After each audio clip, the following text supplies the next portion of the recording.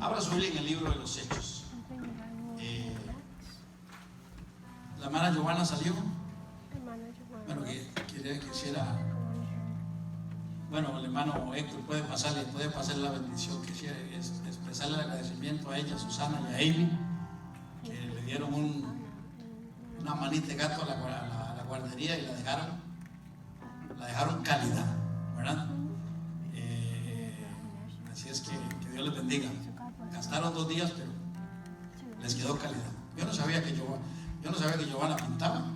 Bueno, señora, así es que ya sé a quién llamar cuando tengan mucho trabajo en casa.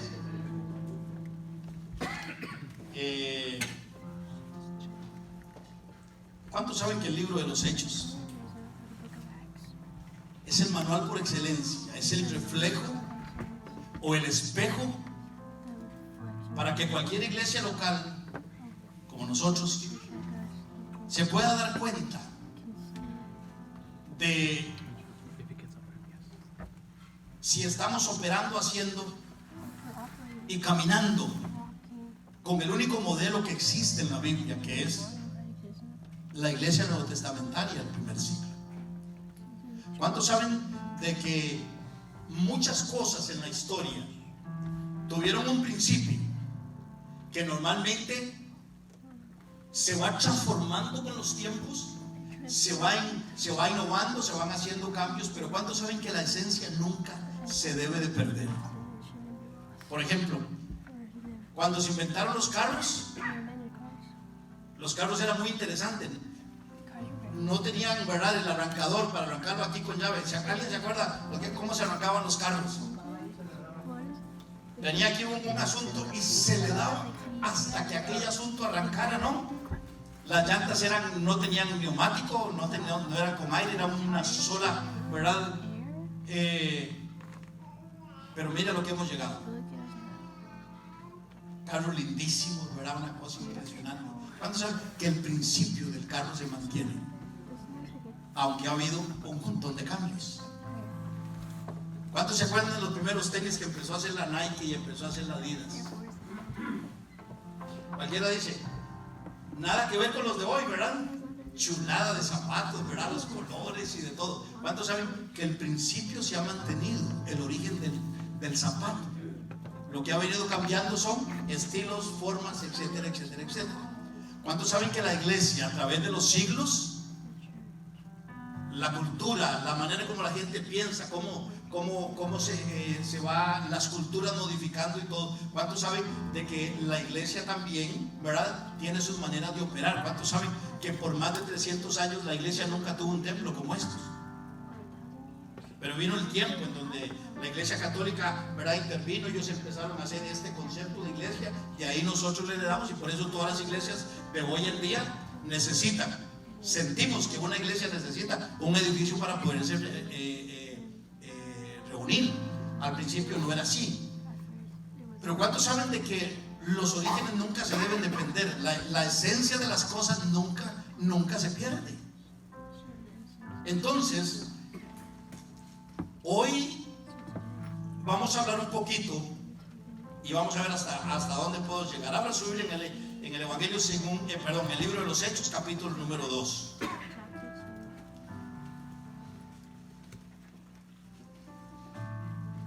Todos sabemos de que formalmente la iglesia arrancó en este momento histórico. Jesús había ascendido a los cielos, pero antes de irse le había dicho, según la narración del Evangelio según San Lucas, les dijo: ustedes tienen que ir al mundo, tienen que predicar este evangelio, tienen que predicar a la gente de que hay perdón en mi nombre, hay perdón para sus pecados. Pero Jesús les dijo: no salgan de Jerusalén hasta que ustedes sean investidos, cubiertos, ¿verdad?, saturados con el poder de lo alto. Por eso es que cuando Jesús asciende a los cielos, lo que hacen los discípulos, que fue irse al aposento alto.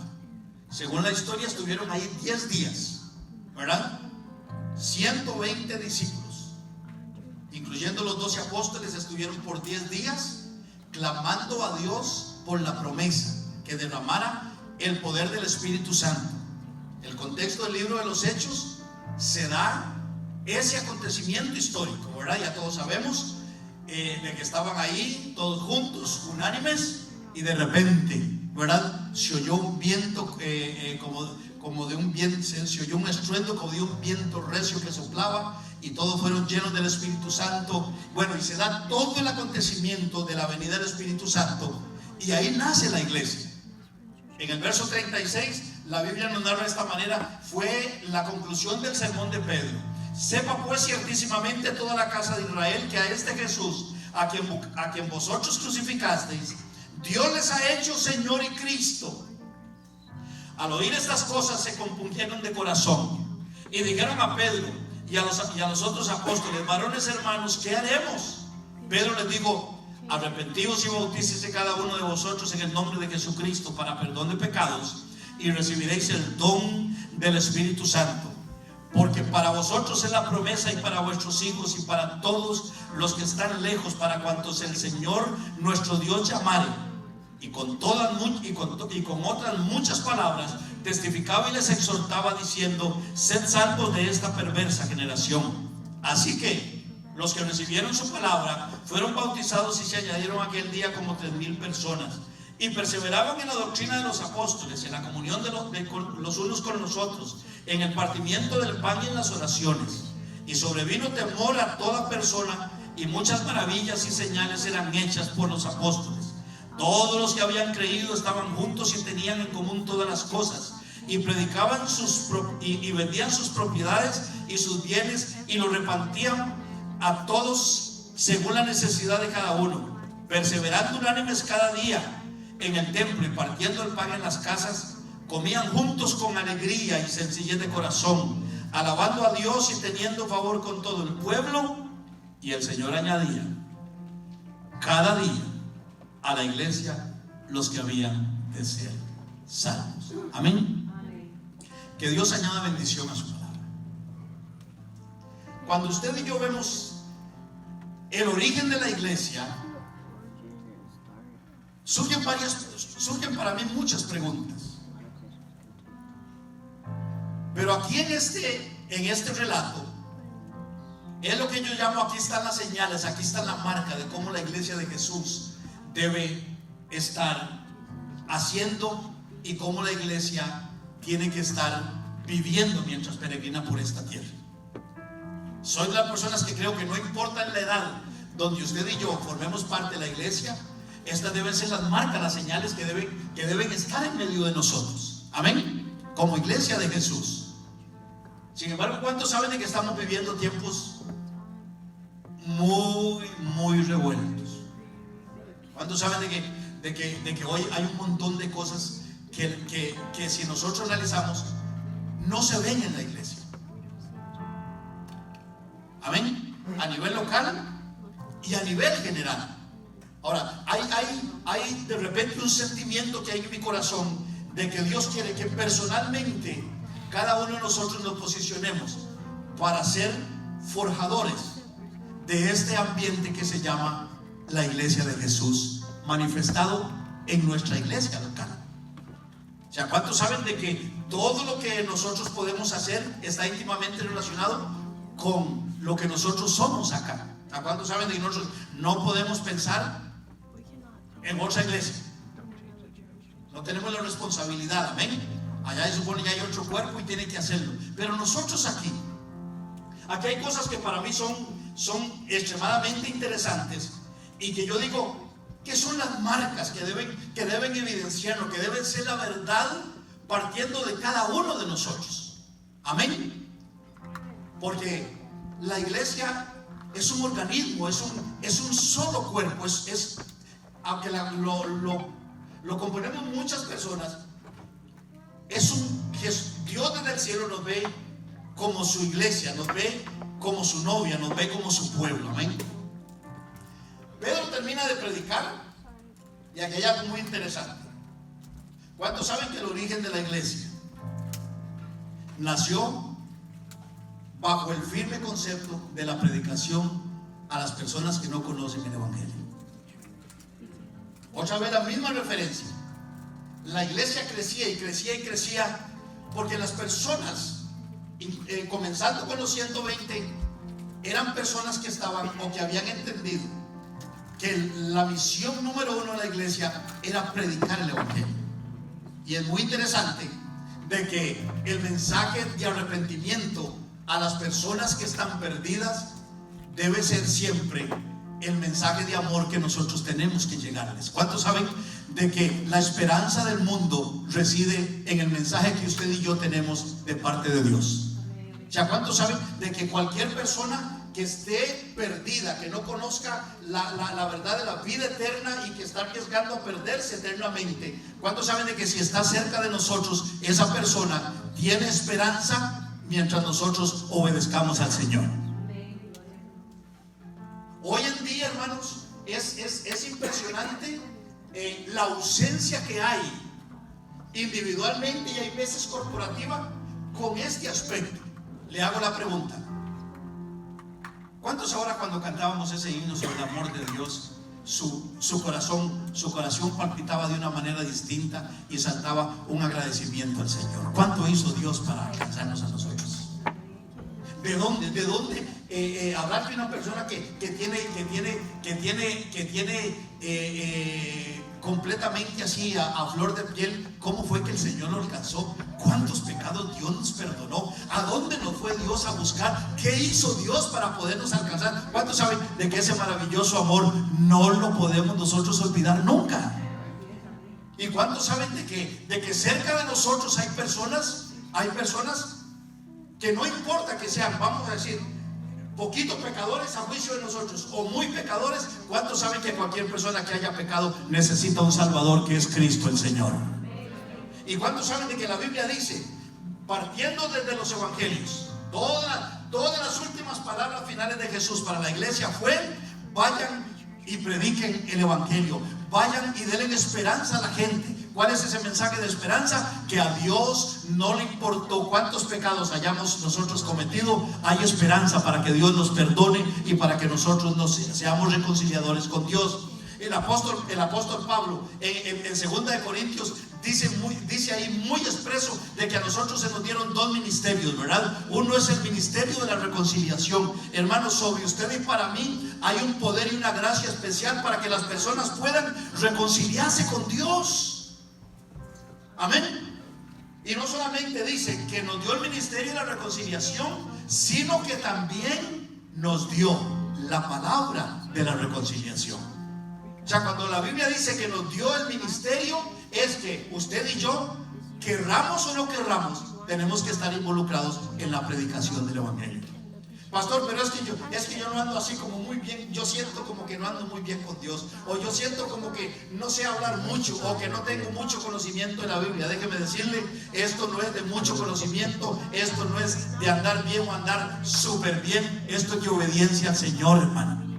Amén. Tal vez usted no puede conocer mucho de Biblia. Dice: pastor, no he estudiado mucho la Biblia, no conozco mucho. Mire, solamente cuente su testimonio. Si a usted Dios la perdonó y usted está seguro de que Dios le perdonó sus pecados y que usted es una persona salva, usted con solo eso le puede testificar a la gente de que Jesús fue bueno como usted y que hoy usted es una persona distinta porque Jesús lo perdonó. Amén. Sin hablar mucha Biblia. Esa parte se le ha olvidado a muchas personas de testificar.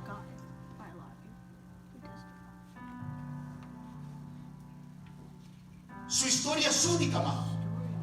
Su historia es única.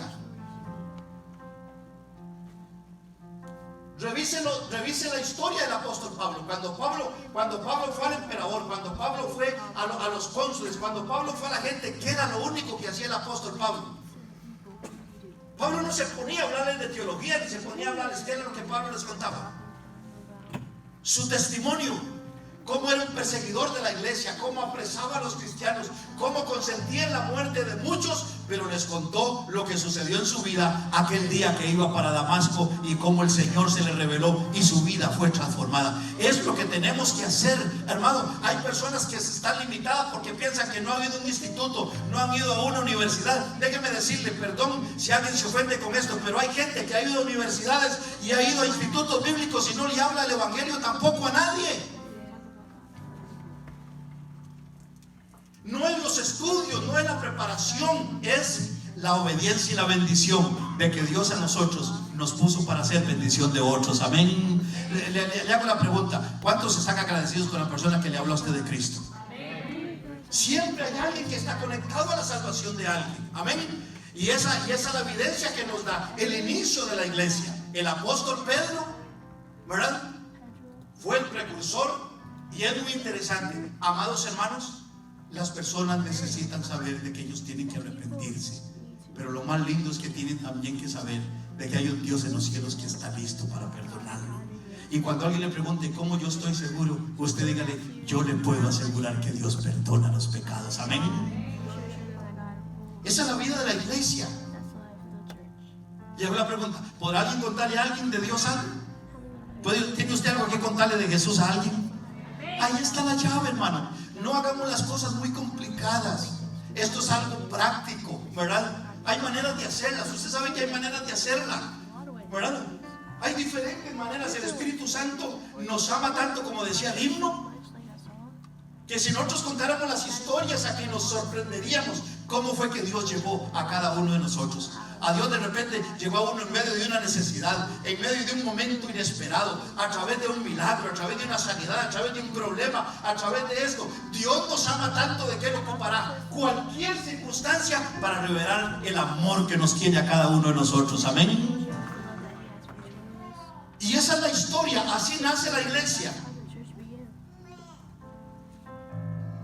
Traigamos a colación: así nació esta iglesia. ¿Cuántos conocieron a Jesús aquí en la iglesia? O a través de este ministerio. ¿Cuántos de los que están aquí conocieron a Jesús a través de aquí? Allá hay uno y de repente allá hay otro. ¿Me entiendo a entender? Hay manos. Así es como opera la iglesia. Somos el mensaje. Acuérdense de esto. Somos los pies, somos las manos, somos la boca de Dios. Amén. Cuando usted va a una casa a hacer lo que sea, en el nombre de Jesús, es Jesús quien está yendo a través de usted. Cuando usted toca a alguien, cuando usted le ayuda en el nombre del Señor, es como si Dios lo estuviera haciendo. Cuando usted y yo hablamos su palabra, acuérdense, no son mis palabras ni las suyas, son las palabras del Señor Jesús. Es como si Jesús estuviera hablando. Por eso dice la Biblia que somos el cuerpo de Cristo. Amén.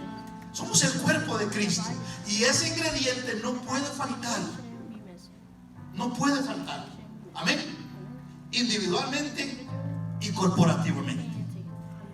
Por eso, en medio de todo lo que estamos haciendo y lo que vamos a hacer, tenemos que volver a reconectarnos con la gran comisión. Vamos a hacerlo de alguna manera. Dios, yo no sé usted, pero yo espero encontrarme en el cielo un montón de gente que le puede decir: Rubí, gracias por haberme traído el evangelio. Mire qué chulada donde estamos. Aleluya. Yo no sé si nos vamos a conocer, yo de repente espero que sí. ¿No le gustaría que un buen poco de gente le diga: muchas gracias,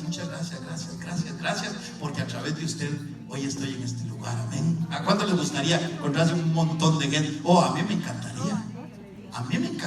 Amén. No sé si eso se va a poder dar, pero si se diera, alguien me dio una oportunidad: pastor, pero seguro va a haber muchísima gente. Le digo: ¿cuál es el problema? Vamos a estar ahí por la eternidad, no pasa nada. Habrá tiempo para todos. Amén. Pero noten inmediatamente el mensaje del apóstol o de lo que nos narra la escritura. Nació la iglesia a través del mensaje del arrepentimiento. Esa es la premisa de la iglesia. No puede existir nueva gente si la iglesia no predica el evangelio. Amén. Individual y corporativamente. Pero la segunda, el aspecto más interesante para mí es lo siguiente: ¿cuántas personas se convirtieron con ese sermón de Pedro? 3,000 personas. O sea que una buena cosecha, ¿verdad? Una buena pesca esa noche. Acuérdense que Jesús había invitado a Pedro que si lo seguía, lo haría pescador de hombres. Aquí empezó aquella palabra a cumplirse, ¿verdad? Primer sermón, 3,000 personas. Eso lo dice el verso 41. Dice: así que los que recibieron su palabra fueron bautizados y se añadieron aquel día como 3,000 personas. Pero aquí es donde viene el asunto, ahora sí, de cuando nace la iglesia. Y lo que digo yo, lo que debe haber en medio de nosotros, lo que debemos cultivar, lo que debemos cuidar, lo que debemos desarrollar, lo que debemos procurar, nosotros ahora como la familia de Dios. Amén. Verso 42 dice, note que el contexto está dividido con toda seguridad en dos momentos. Lucas, que fue el escritor, si usted lee bien el contexto del pasaje, usted verá que habla de dos momentos distintos de la iglesia, ¿verdad? Pareciera que es el mismo momento, pero si usted lo lee cuidadosamente, usted se dará cuenta que un vocabulario es de cómo inició la iglesia y otro cómo la iglesia seguía desarrollándose. Amén. Verso 41, lo primero que dice, y perseveraban. ¿Cuántos saben que esa debe ser una marca de una iglesia saludable? Que los creyentes que se convierten ahí perseveren en la fe. ¿Cuántos saben que ahí no podemos poner una manita y así, ok, ¿verdad? La iglesia ha pasado por diferentes aros, son 22 años que la iglesia cumplió, y aquí hay personas que han demostrado que conocieron a Jesús, que aman a Dios y que han perseverado. Amén. Eso es una buena marca. Dice, perseveraban en la doctrina de los apóstoles, en la comunión unos con otros, en el partimiento del pan y en las oraciones. Tres cosas que aquí están bien marcadas. ¿Cuántos saben de qué es importante para usted y para mí conocer la doctrina apostólica de lo que Jesús le habló a los primeros apóstoles? Usted y yo tenemos que ser expertos en conocer los evangelios, que es donde están las enseñanzas de nuestro Señor Jesús. Debemos ser expertos en conocer el libro de los Hechos y principalmente porque ahí es donde están los acontecimientos de cuando nace la iglesia. Ya sabemos que todas las cartas paulinas y todo lo demás normalmente están relacionadas con los problemas y las circunstancias que la iglesia empezó a vivir después, pero los orígenes están basados ¿en qué? En lo que Jesús predicó, porque los apóstoles enseñaban lo que Jesucristo les enseñó a ellos. Y nosotros tenemos la gran ventaja que aunque no estuvimos con Jesús, nos quedaron 4 maravillosos evangelios para saber qué fue lo que Jesús enseñó. Amén. ¿Con qué razón? Con que nosotros los vivamos y estemos listos para enseñárselos a otras personas. Amén. Es impresionante cuando uno se pone a leer todo lo que Jesús enseñó. Hay gente que no lo valora, pero ¿cuántos saben que hay profundidades tremendas? Pero en este estilo de vida, que perseveraban en la doctrina de los apóstoles, oiga, en la comunión los unos con otros, en el partimiento del pan y en las oraciones, vida espiritual y vida de comunión entre la comunidad cristiana. Viviendo de esa manera es donde yo veo que entra el segundo escenario, muy posiblemente a cómo iban pasando las cosas, es la percepción del estudio que hizo Lucas. Pero vea lo que dice en el verso 43. Y sobrevino temor, ¿a quién? A toda persona. Pregunto, ¿esa toda persona es los que pertenecían a la iglesia o los que estaban fuera de la iglesia? Los que estaban fuera de la iglesia. Y aquí Lucas enumera algunas cosas que son para mí muy interesantes de por qué vino ese temor. Lo primero que dice el apóstol, Lucas escribiendo, dice, y sobrevino temor a toda persona, dice, y muchas maravillas y señales eran hechas por los apóstoles. Oiga esto, amado. Usted y yo tenemos que creer de que el Dios del cielo todavía hace señales y maravillas aquí en la tierra. Usted y yo tenemos que creer de que usted y yo podemos ser usados para ver a Dios haciendo milagros y haciendo maravillas. Es más, en la gran comisión del Evangelio según San Marcos, es impresionante porque es el marco contrario de lo que hemos visto en mucha de la historia de la iglesia. En el Evangelio según San Marcos, en las últimas palabras de Jesús fue: id y predicad el Evangelio a todo el mundo y a toda criatura. ¿Se acuerdan? El que creyere y fuere bautizado será salvo, mas el que no creyere será condenado. Y añade: y estas señales seguirán ¿a quiénes? A los que creen. ¿A los que creen en qué? ¿En que hay milagros o a los que creen en el que hace los milagros? Alabado sea Jesús. Estas son dos vocabularios muy interesantes. Y estas señales seguirán a los que creen.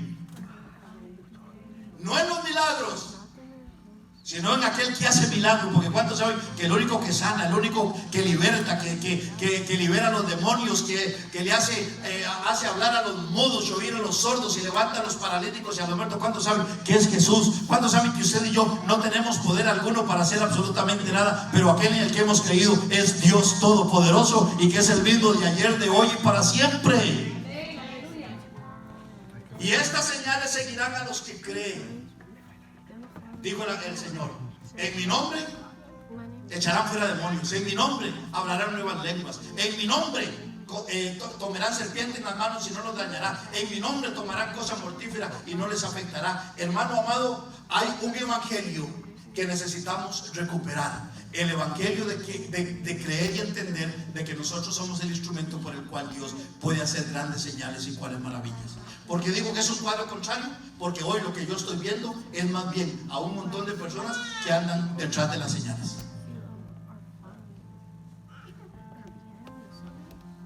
Se anuncia por allá, venga, que sanidades y milagros, y todo el mundo a ver señales. Oye, hermano, está bien. ¿Cuántos saben de que Dios en la historia de su iglesia ha usado a personas a través de sanidades y milagros? Tenemos que orar por esos ministerios, amén. Pero ¿cuántos saben de que para eso existe también la iglesia? Y en la iglesia, en el libro de Corintios está revelado que allá hay dones de sanidades, milagros, discernimiento de espíritu, para que sean operados por la iglesia de Jesús. Cualquiera de nosotros Dios nos puede usar. ¿Cuántos saben que Dios puede usarte a ti en cualquier momento de la vida? Y estas señales seguirán a los que creen. Creo que es como un tiempo para dar un paso hacia adelante y creer de que Dios puede usarnos de una manera como nunca Dios nos ha usado. Amén. ¿Qué es lo único que yo necesito? Es creer. Amén. De que Jesús lo puede hacer. Amén. Pero note lo que dice. Y aquí es donde está esto lindísimo. Verso 44. Otra de las marcas que habla el apóstol. Lucas. Dice: y todos los que habían creído estaban ¿cómo? Estaban juntos y tenían todas las cosas en común. Esta misma expresión se repite en el verso 43, donde dice: y perseveraban, ¿cómo dice? Unánimes. Hermanos, ¿cuántos saben de que la unidad fue, es y será la fortaleza número uno de la iglesia? Déjenme repetirlo otra vez. ¿Cuántos saben de que la unidad fue, es y será la fortaleza número uno de la iglesia? ¿Cuántos ven que una iglesia puede adorar bien? Puede adorar muy bonito.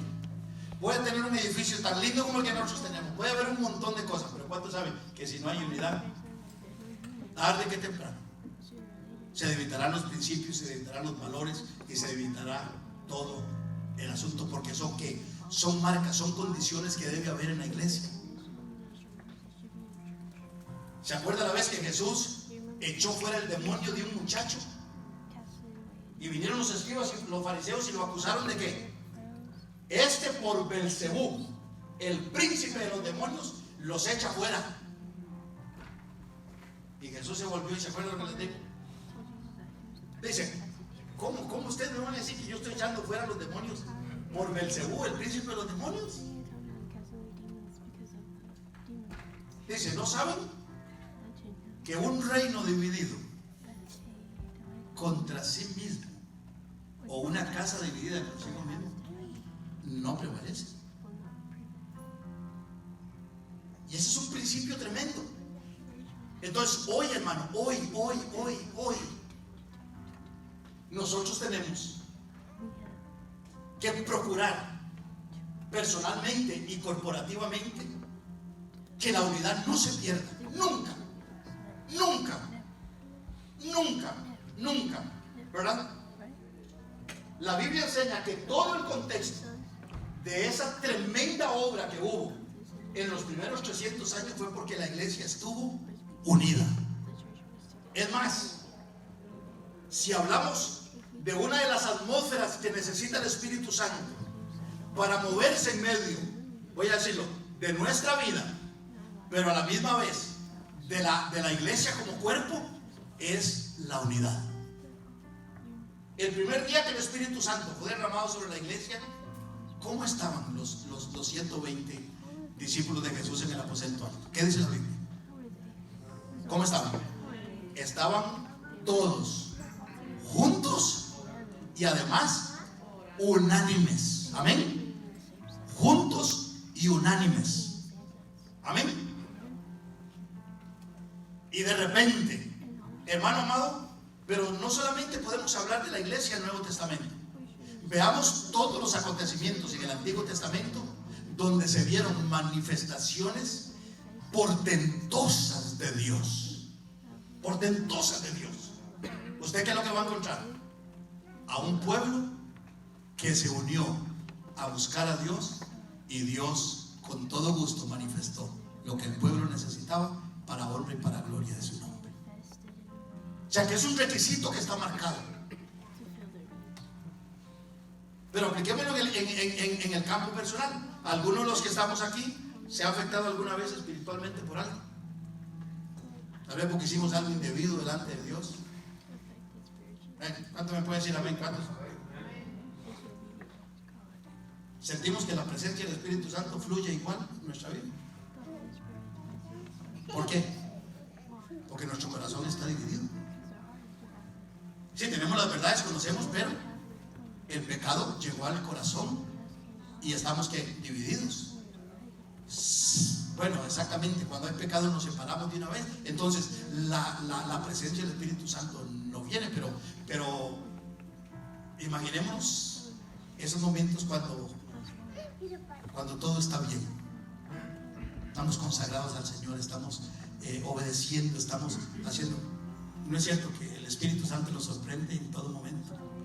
Podemos adorar con toda libertad, podemos hacer lo que queramos, ¿verdad? Podemos agradecer, vamos a pedir, podemos pedir con toda confianza. ¿Por qué? Porque estamos en unidad con nosotros mismos.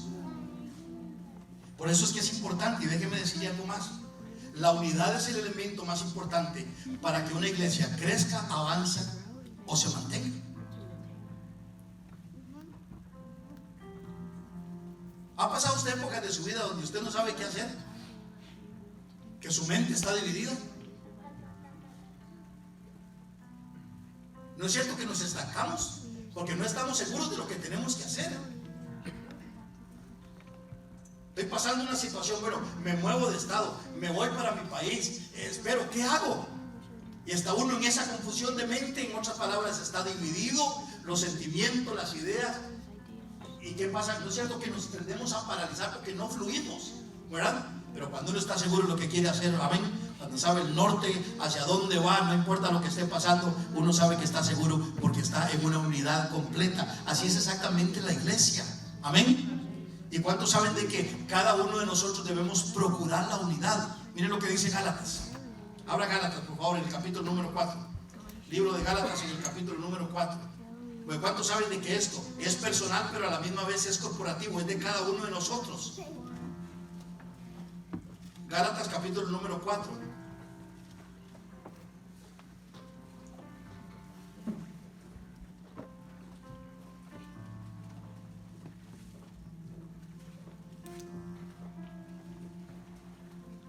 Es Gálatas 4.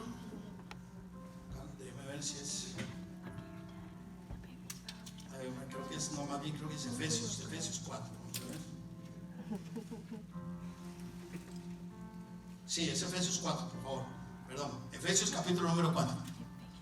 Efesios 4. ¿Me dicen cuándo están conmigo? Dice Pablo: yo pues preso en el Señor, os ruego que andéis como es digno de la vocación con que fuiste llamados, con toda humildad y mansedumbre, soportándoos con paciencia los unos a los otros con amor, solícitos, voy a marcar esa palabra, solícitos en guardar la unidad del Espíritu en el vínculo de la paz. un cuerpo y un espíritu, como fuiste también llamados en una misma esperanza de vuestra vocación, un Señor, una fe, un bautismo, un Dios y Padre de todos, el cual es sobre todos y por todos y en todos. Amén. O sea, note que ese es un mensaje del apóstol a cada uno de nosotros.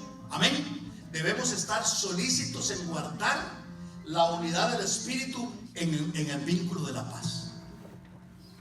¿Por qué, hermano?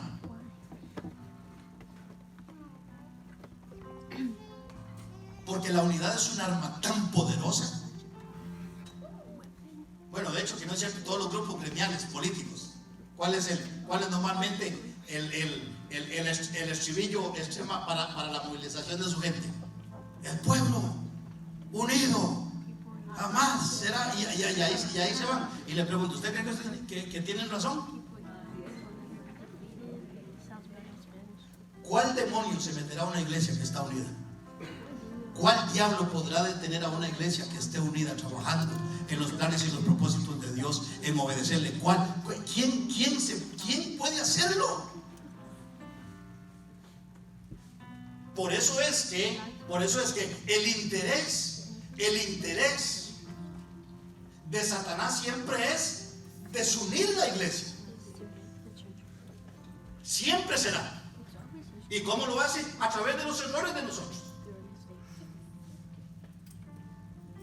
Cuando yo me equivoco, cuando usted se equivoca, todo eso son argumentos que puede utilizar Satanás para dividirnos. Por eso es que la voz del apóstol es que cada uno de nosotros tenemos que cooperar, intentar hacer todo lo posible para que la unidad se mantenga en el vínculo de la paz.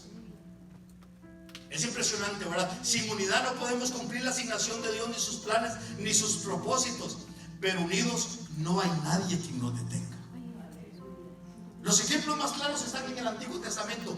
¿Cuántas veces Israel se detuvo en los planes de Dios hacia ir hacia la tierra prometida única y exclusivamente porque se levantaron hombres y mujeres que dividieron al pueblo con respecto a la voluntad de Dios, y todo se terminó? Uno de los acontecimientos más tristes en la historia es cuando Dios mandó a los 2 espías a reconocer la tierra. Y ahí estaban 2, Josué y Caleb. Vinieron y empezaron a dar los reportes. Y 10 de ellos dieron un reporte como negativo. Note, tal vez no estaban diciendo una mentira, pero no lo estaban diciendo de acuerdo al plan y al propósito de Dios. Exageraron en algunas cosas. La tierra está llena de gigantes y ellos nos veían como langostas. ¿Cuándo conversaron con la gente de ahí para decir que ellos nos veían como langostas? Fue una interpretación de ellas. Y mire que, y el pueblo se rebeló, ¿verdad? Pero acuérdense, Dios les había dado la tierra. Dios nada más mandó a que la reconocieran porque la tierra ya era de ellos. Dios ya se las había dado, nada más tenían que conquistarla. Pero con la voz de estas personas, ¿qué fue lo que pasó? El pueblo se dividió. Querían matar a Moisés y a Aarón y de todo lo demás. Pero en eso se levantó ¿quién? Ahí se levantó Josué y se levantó Caleb, ¿verdad? Y empezaron a hablar lo correcto. ¿Habían gigantes? ¿Sí o no? Sí. ¿Habían ciudades fortificadas? ¿Sí o no? Sí. ¿Habían peligros? Sí. Pero ¿qué les digo? Pero tranquilos, confiemos, Dios nos dio la tierra y nosotros la conquistaremos. Ese día se emitió por Dios uno de los decretos más terribles que encontramos en la historia de Israel. Toda esa generación que salió de Egipto, que supuestamente eran más de 600,000 personas, ese día fue condenada toda la generación, menores de 20 años, a peregrinar por 40 años en el desierto hasta que el último muriera. Qué triste, ¿no? Qué triste que 10 personas condenaran a toda una generación por creer en un mensaje divisorio que perdió la unidad del pueblo. Amén. Por eso es que es importante, amado. ¿Cuántos saben de que nosotros somos hermanos en Cristo? La gente podrá decirnos, ¿verdad? México, Honduras, El Salvador, Puerto Rico, las nuevas generaciones que ya son México-americanos o como quiera decirlo, la mezcla. ¿Cuántos saben que la gente puede vernos en esos aspectos? Pero ¿cuántos saben que desde el cielo Dios no ve costarricenses, ni salvadoreños, ni hondureños, ni mexicanos? ¿Cuántos saben que Dios lo único que ve son hijos y hijas suyos lavados con la sangre del Cordero? Somos hermanos en Cristo. Por eso cada vez que entran las cosas que pueden destruir la iglesia, que nos hacen ver como enemigos, estamos equivocados, estamos cerrados. Porque somos hermanos. ¿Cuántos están esperando llegar al cielo y encontrarse conmigo allá? Pues ojalá, pues yo espero verlo hasta hermano. Posiblemente va a ser lo único que vaya a conocer. Amén. Tenemos que ser sabios, tenemos que entender nuestro rol. Amén. Pudiera hablar un montón de cosas de esto. Ahí tengo notas y notas y notas y notas y notas. La unidad, la base poderosa de la iglesia, el fundamento.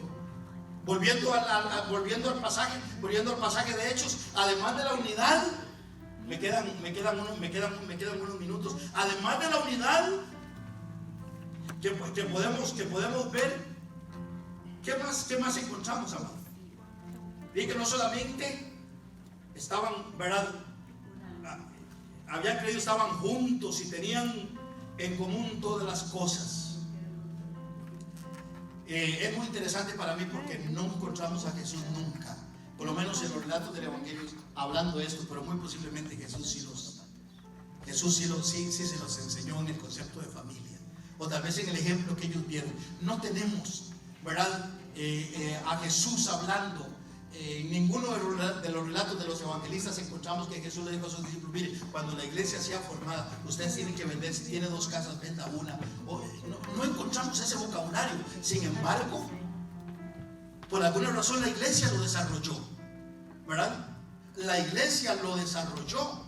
Todos los que habían creído estaban juntos y tenían en común todas las cosas, y vendían sus propiedades y sus bienes y los repartían a todos según la necesidad de cada uno. Permita a Dios de alguna manera que algún día podamos vivir esto.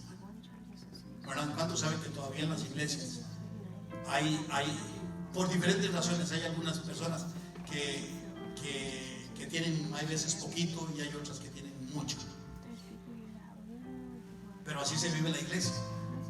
No hay este principio, ¿verdad? No hay este principio como lo hubo, y vemos que era deliberado. ¿Verdad? Era deliberado, era tal la unidad, era tal el amor, era tal las relaciones que había con las personas, que era una bendición si usted tenía mucho, dar para que el que no tuviera pudiera tener, ¿verdad? Es impresionante. Lógicamente que esta es una marca de una iglesia. Puede ser nuestra iglesia, vamos. Amén. Pero mire lo que dice el verso 46. Otra vez la misma palabra. Y perseverando, ¿cómo? Unánimes. Muy interesante que vivían practicando estas verdades en el templo y también en las casas. ¿Qué pasaba en las casas? Partían el pan en las casas. Comían juntos. ¿Cómo? Con alegría y sencillez de corazón. Esto es comunión. En el templo y en las casas.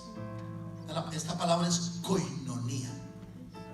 Era más que una amistad. Amén. ¿Pero cómo lo comían? 2 palabras: alegría y sencillez. No sé si está de acuerdo conmigo, pero cuando una iglesia pierde la unidad, también se pierde la alegría. ¿Está de acuerdo conmigo? Veámoslo en el núcleo número 1. ¿Ha visto cuando un miembro de la familia se afecta?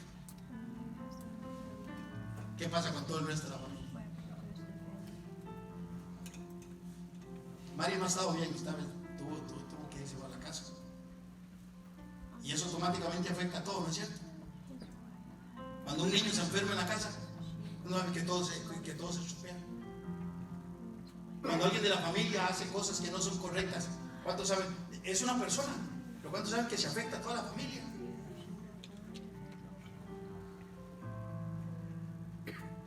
En nuestra cultura dice que en cada familia normalmente siempre hay una oveja negra. Y aunque todos son miembros de la familia, aunque sea solo uno, ¿cuántos saben que toda la familia sufre? Que toda la familia, ¿verdad?, se afecta. ¿Por qué? Porque se pierde la unidad. Cuando se pierde la unidad, se pierde la alegría. ¿Cuántos están juntos en esta mañana? ¿Cuántos se sienten juntos y unánimes? Entonces denle una buena sonrisa a su hermano que está a su lado. Amén. No perdamos la bendición de lo que es compartir, tener comunión como hermanos, como familia, como iglesia. Amén. Y comían juntos con alegría sencilla de corazón, alabando a Dios. Y aquí es donde viene lo lindo. Así que en la próxima carnita asada, invíteme. Amén. Yo les llego ahí con alegría y sencillez de corazón a comerme el taco. Gloria al Señor. Note esto, amado. Note las palabras. Note las palabras. ¿Alabando a quién? Esa es la característica. Cuando hay una iglesia unida.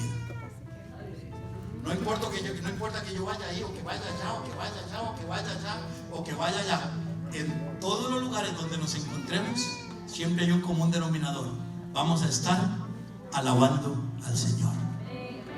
Por eso nunca un consejo de un pastor y de un amigo viejo, nunca permita que en su casa se hable de nadie. Nunca permita que en su casa nunca se murmure de nadie. Nunca permita que en su casa, menos en la mesa donde se bendicen los alimentos, que ahí se destruyan a las personas o se hable de las personas. No lo permitamos. ¿Por qué? Porque eso contamina y destruye la unidad. Amén. Amén. Es que lo vi como que se quedaron muy callados. Amén. ¿Por qué? Porque eso hay que protegerlo. Amén. Tenemos que protegerlo. Dice que comían con alegría y sencillez de corazón, alabando a Dios. Pero note esto. Lo más interesante del contexto es que la gente los estaba viendo, hermano. ¿Cuántos saben de que la gente nos ve? ¿Cuántos saben que la gente sabe quién es Tabernáculo del Evangelio? ¿Cuántos saben que todo lo bueno que pasa aquí pasa a través de todos los que estamos aquí? Querramos o no querramos, todas las personas a nuestro alrededor que saben que somos miembros de esta iglesia, esa gente nos está mirando cómo nos comportamos. Porque este contexto que viene, mientras la gente perseveraba en la doctrina, los veían en el templo, los veían partiendo el pan en las casas, cómo comían juntos, con alegría, con sencillez de corazón, pero sobre todo, cómo alababan a Dios. ¿Qué dice la Biblia? ¿Qué empezó a pasar? Dice, y teniendo favor con todo el pueblo. ¿Qué es tener favor? Ya la gente sabía qué cosas buenas estaban pasando ahí. Aunque no se convertían, pero les gustaba cómo vivía aquella gente, cómo actuaba aquella gente. Amén. Y eso tiene que ser parte de nuestra iglesia. Que cuando nosotros hablemos de la iglesia, la gente pueda saber de que nosotros solamente hablamos cosas buenas. Que cuando usted hable de su iglesia, amén, de su iglesia, usted tenga asuntos puntuales por qué alabar y glorificar al Señor. Que usted le pueda decir a la gente, tenemos un grupo de jóvenes que empezaron unos siendo niños, pero usted tiene que ir a mi iglesia para ver cómo se alaba y cómo se adora al Señor. Amén. Valoramos lo que tenemos. Usted tiene que ver cómo se atienden a los niños, cómo las jovencitas o las señoras que están involucradas y los jóvenes en la enseñanza, cómo se esmeran, cómo se esfuerzan, cómo se sacrifican. predican, amén. Y si usted viera el grupo de diáconos que tenemos ahí, hombres y mujeres servidores que dan su tiempo, su vida, y si usted viera esto, eso es lo que tenemos nosotros, no solamente que hablarlo, sino que demostrarlo a la gente, amén. Porque la gente nos ve. Y en esa acción dice la Biblia que la iglesia Nuevo Testamento del primer siglo dice que empezó a tener el favor con todo el pueblo. ¿Y qué pasó? ¿Qué pasaba cada día? Miren, miren. Y el Señor añadía cada día a la iglesia los que habían de ser salvos, predicando sin hablar, solo dando testimonio de la tremenda bendición que es ser parte de la iglesia de Jesús. Amén. Vámonos al pie. Creo que ya